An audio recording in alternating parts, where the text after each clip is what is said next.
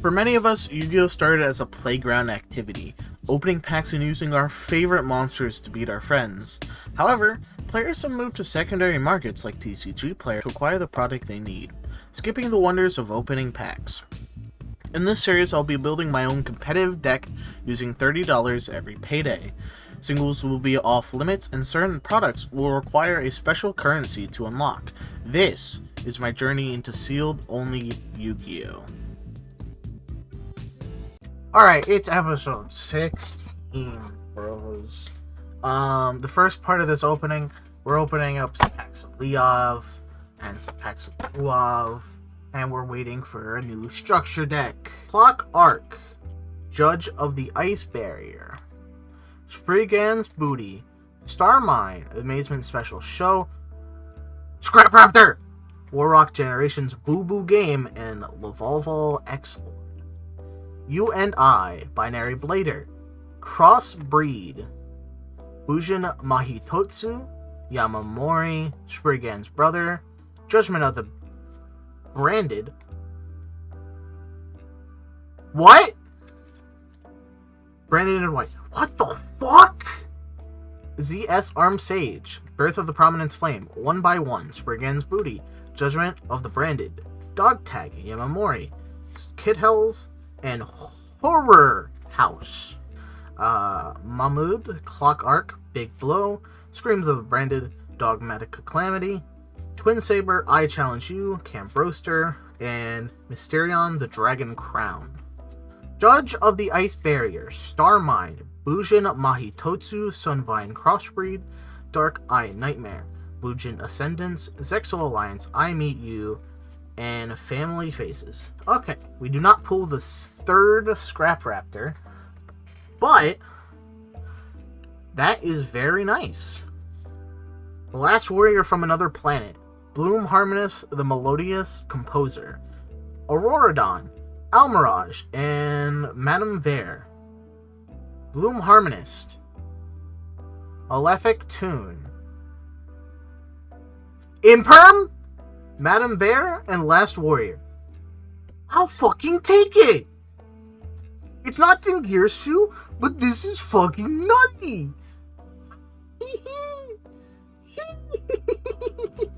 I'll fucking take it, bro! I'll take it. That was pretty fucking pog. Anyways, let's see how the deck is looking with all these fucking changes, my dude. Hello, it's time. We've spent another 5 rival coins to acquire the second Mechanized Madness structure deck. This will give our deck, I feel like, quite a nice boost. We can finally start cutting cards that really don't do anything in the deck. I feel like it's going to be a nice thing. So, I don't think we'll be running a second Citadel. Possessed Storage is decent.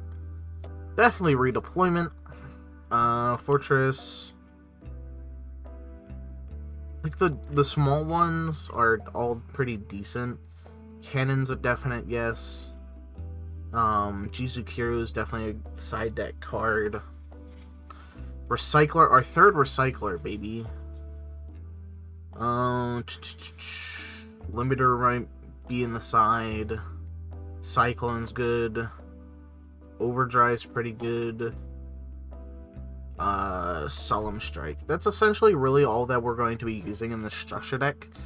However, it still has some good cards if maybe we want to play like Trap Trick, or if we want to go more heavy on the Machinas.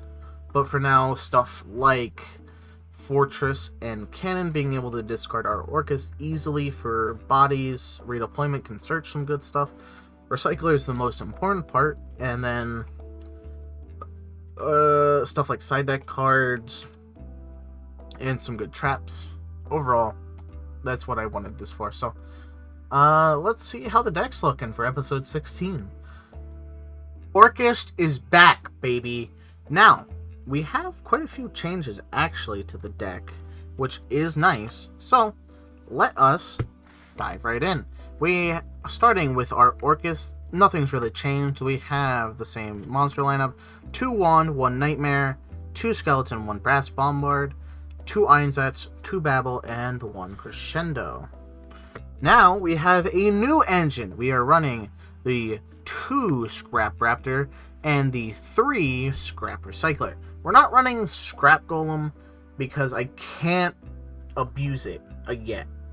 Once again, I misjudged how much I need to actually make the Scrap engine tick. Our Machina package is the 1 Citadel, the 2 Fortress, the 1 Cannon, the 1 Irradiator, the 2 Gear Frame, 1 Process Storage, 2 Redeployment, and the 2 Overdrive. Dangers actually changed quite a lot. We are dropping down to the 3 Mothman and the 1 Snake, so no Thunderbird left and no Dogman because we're trying to get more gas. These generate advantage, and our generic stuff: the 2 Cosmic Cyclone, the 1 Infinite Impermanence we pulled, the 1 Dynamicious, the 1 Crackdown, the 2 Solemn Strike, and we have 2 Dynamicious. But yes, that is the main deck. It's looking good. It's looking consistent. Scrap Raptor actually helps quite a bit. The extra deck. We have a new card that we kind of revamped it. We're running Almirage because if we open like Brass Bombard plus another Orchist, we can normal summon Brass Bombard, link Almirage, Brass Bombard, summon the Orchist, and pop off that way. So that's why we're running Almirage. We're running the 3 Galatea, the 1 Beat Cop, the 1 Lib, the 1 Phoenix, and the 1 Scrap Wyvern, rounding up our Link 2s, running 2 Longyearsu and 2 Unicorn as our Link 3s, and then our Link 4s are Griffin, Raster Liger, and Amblo Whale. Our side deck: the 1 Pankratops, the 2 Phantasme, the 2 Jizukiru, the 3 Herald of the Abyss, the 1 Demise into Mystic Mine, 2 Limiter Removal, 1 Deck Lockdown, and 2 Bye-Bye Damage. We're going to keep this fucking card in here because it's so fucking funny. I love this card. Anyway, the deck is pretty fucking cool now. We just need to start working on getting Ding, getting Succession, and, for a bunch of the other crap we need to get this deck ticking. But the core is almost done, which is really, really nice. So let's hop into some games, baby. Match 1, we're up against Trey, Sealed Only Eldritch Zombie Pile. Look, he wants to do Skull Servants, but didn't pull any king. It's very sad. Every like this video gets, I'll DM a picture of King of the Skull Servants to Trey. Hopefully this gets like 150 likes. That'll be funny. Anyway, game 1, Trey's going first, using Cursed Eldland to add Daddy Bezos to hand. He summons Solitaire, tributing to summon Unizombie, pitching Bloom Banshee to get to the Baladrock setup, passing. We try and push through this board, but having everything being zombies for Baladrock to just negate everything means we can't start playing, and Trey takes game 1 easily. Game 2, we're going first, using Scrap Recycler, dumping Nightmare to get to Galatea, setting Babel with 2 set cards, passing.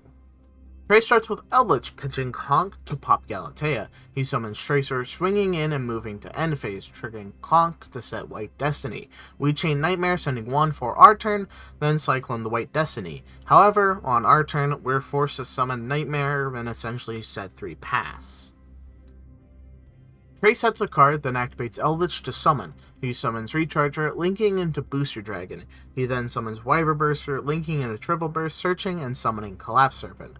We overdrive into Fortress, and Trey moves to battle. He attacks with Eldritch, so we activate Imperm to turn all Triple Burst negate. We then bye-bye damage for about a nice 3,000 damage, revive Galatea, which gets beat over, and Trey passes. We start with Overdrive to draw 1, then summon Scraptor, popping to add and summon Recycler, dumping Wand. We activate Wand to summon Nightmare, making Unicorn, pitching Redeployment to shuffle Eldritch. We revive Galatea and swing over Trey's board, make Longyearsu and pass. With a slower game state, we're able to use Crescendo and Solemn Strike to prevent Trey from summoning his Eldritch, and we take game 2. Game 3, Trey is going first, activating Eldland for Eldritch, then pitch Eldritch and Conk to pop Eldritch, which sends Flock. He summons Unizombie, pitching Bloom Banshee. He has both at 1, by the way. This lets him get to the Bale setup with 3 set cards, 2 of which being elixirs. We start by cycloning the zombie world, to which Trey responds with a white destiny, summoning the Eldritch. We kaiju over Bale, then summon our own Jizukiro and swing into Unizombie, which gets met with a conk. With how bad our hand was, Trey is able to get a mass of zombies on field, despite our Dynamicious, and eventually swing for game 3. Match 2, we're playing against CB playing Monarchs. We're going first, utilizing our normal scrap combo to get into Galatea plus Babel. We set 2 cards and pass. CB starts by activating Pantheism, discarding Prime to draw 2. He then activates Pantheism to reveal 3 Stormforth. Cool. He activates Tenacity, adding March of the Monarchs to hand. He activates Return and March, then summons Eidos, activating the effect, to which we Dynamicious the March. He activates Stormforth, so we steal Eidos with Crackdown, so CB trains Prime, so we can summon Erebus. Not gonna lie, I forgot Prime was in Grave. He activates Erebus, sending Pan Prime to hand rip and swing over our Galatea, passing. We start by summoning Possessed Storage, to which CB activates Ether to summon, which triggers our Einsatz and his return. He summons Kuraz off of Ether, which I guess misses timing. We send Nightmare, and he adds Erebus. We Nightmare for Wand, then Wand for Skeleton, making Galatea, shuffling Nightmare to set Crescendo. We Skeleton, reviving Galatea, and link into Longirsu, using the effect to send Ether, passing, to which Kuraz bounces to hand. CB starts with Pantheism, adding Stormforth, then discarding it with Erebos' effect, targeting Ether. We activate Crescendo to negate. CB summons Eidos, tributing for Celiglare, which triggers Return. We chain Nightmare to boost Galatea, to which CB chains Celiglare to seal, so we chain Galatea to set a card. He swings Galatea into Longirsu to kill it, and passes. This game goes on for a few more turns, with CB trying to establish advantage with Monarchs, but our resource loop keeps getting in the way for him. He eventually pops Babel and Einsatz with Kuraz, but draws us into Strike, which we choose to use on Eidos' effect, to which CB just forfeits, seeing the writing on the wall. Game 2, CB is starting by summoning Adia into Eidos, which lets him tribute for Erebos, which hand rips our Crescendo. He activates Pantheism, adding Tenacity, then activates Tenacity, adding Domain, and activating it, passing. We start by activating Cyclone, targeting Domain. We then summon a Radiator by pitching Citadel, then summon Scrap Raptor, utilizing our favorite combo to get to Galatea, setting Babel, passing. CB activates Eidos, reviving Adia, which summons Eidos from deck. CB then activates Prime, shuffling 2 to draw into and activate Return. He tributes Eidos for Celiglare, searching Ether. He tributes for a second Celiglare, triggering Adia to add Domain back to hand. Activates Domain, then bounces Celiglare to steal a Radiator. He swings into our indestructible Galatea and passes the turn. We start by going to the battle phase, hitting a Radiator into Celiglare to summon Citadel from Grave, allowing us to swing over Celiglare, set 1, and pass.